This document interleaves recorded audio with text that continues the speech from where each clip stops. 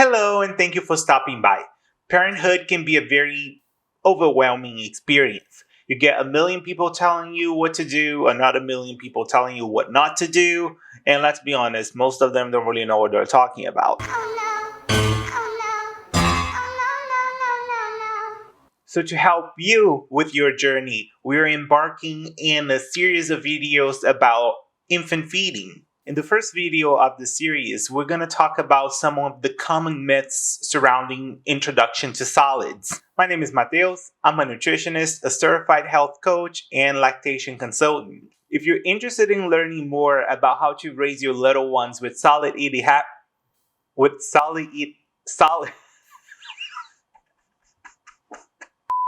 If you're interested in learning more about how to raise your little ones with solid eating habits, tag along and please consider subscribing.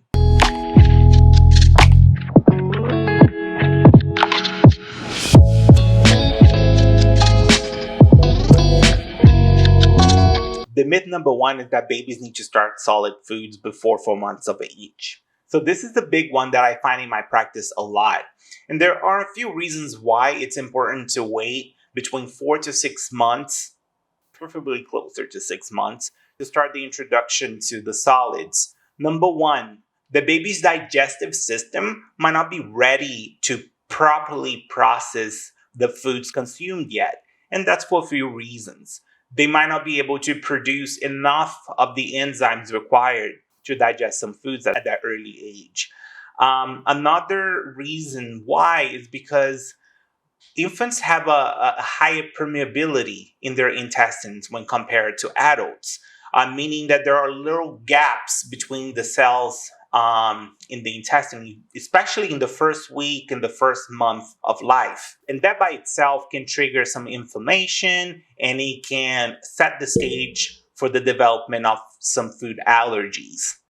So this is the son of my dear friend Esther, and as you can see, he has a rash all over his cheeks and going on his little legs, and this happened because he was introduced to juice when he was only 2 months old. Now, if you're already a parent and this happened to your baby, no shame in the game. We're here to learn, and we're not trying to make you guys feel bad about it, okay? And the next picture shows him recovering from it, and the rash is almost completely gone.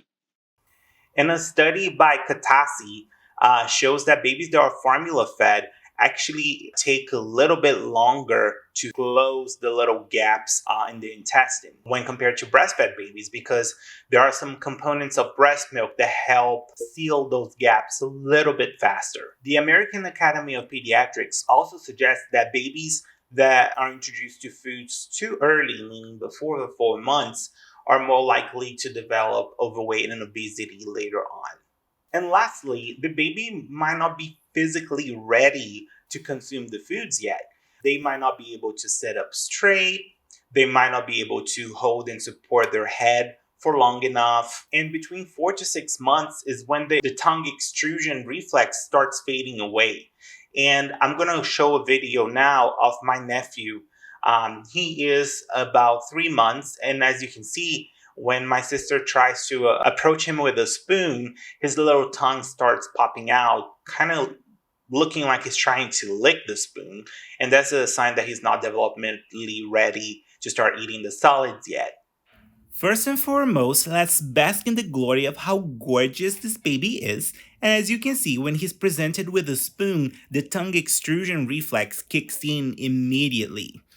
Then my sister tries again, and as you can see, he's still not opening his mouth. He's not closing his mouth around the spoon, so he's not really ready. Then she tries to present him with a spoon and let him play with it, and the reflex still stays the same. And we're gonna watch a little bit more because he's about to give us a gorgeous little smile, and he's so pretty and adorable, and I love him so much. And in my practice, a way that I see some parents trying to work around that barrier that the baby's not really ready to consume the solids yet is by adding those foods and the cereal to the baby bottle, which is definitely not recommended. Myth number two is that there is a specific order in which the foods should be introduced. This one changed somewhat recently because I remember when I was going through my undergrad, It's been 84 years. that the recommendation was to introduce the vegetables before introducing the fruits, with a claim that if you introduce the fruits first, the babies will get used to the sweetness and they would start rejecting other foods. When in reality, it's very normal for babies to reject foods for the first few times. New can be kind of scary, and it can take over 10 times of you offering the same food before they accept it, and it's perfectly normal. The key here is to be patient and to be persistent. We never recommend to force the baby to eat what they don't want to eat because we don't want mealtime to become a traumatizing experience. We want that to be something that they enjoy. Myth number 3 is that you can only introduce one food at a time, have to wait 3 days before introducing the baby to another food. So this one is somewhat a new concept to me too.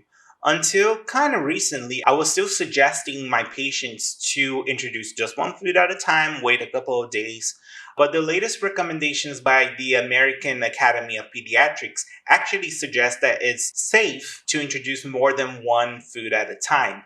I would recommend to avoid introducing big potential allergens at the same time. So if you want to introduce the baby to peanuts or to peanut butter and to eggs, I wouldn't do it on the same day just because if the baby develops a rash or some kind of allergic reaction, it will be easier to find what is the culprit of the allergic reaction. Now, if you want to introduce the baby to carrots and sweet potatoes on the same day, that should be fine. Myth number 4. You need to hold off on potentially allergenic foods until the baby turns 1. This is another quite interesting myth because for a long time the recommendation was actually to hold off on those allergens, sometimes even until 2 years of age. But the latest research, including this meta-analysis that was released by Bergy, actually found that introducing the babies earlier to those allergens, especially for eggs and peanuts, can actually reduce the chances of development of the food allergy. They found out that introducing to eggs around 4 to 6 months reduces the risk of developing the food allergy, and peanuts between 4 to 11 months also help reduce the risk of those food allergies. Of course, it's important to still be mindful of potential choking hazards like with peanut butter, and make sure that everything that you're providing your baby is properly cooked so the baby is not at risk of getting sick with salmonella or something like that. Myth number 5 is that the baby only needs breast milk or iron fortified infant formula until they turn 6 months. Your baby's main source of nutrients is still the breast milk or the iron fortified infant formula until they turn 1. The foods come more as a complement to their diet, providing some important nutrients that can be a concern for deficiency at this age, like the iron. But if your baby is formula fed, they shouldn't be weaned from the iron fortified infant formula until they turn 1.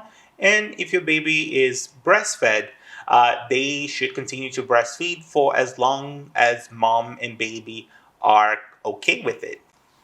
Now that we talked about some common myths on the introduction of solids, which one was the biggest surprise to you? Do you have any other myths or maybe questions about some things that your parents or grandparents told you to do or not to do? If you do, please leave them in the comments down below, and I would love to chat with you. If you want to learn more about nutrition, infant feeding, and breastfeeding, please consider subscribing to the channel and turning on the notifications. It's fabulous out here, and we would love to have you. Thank you.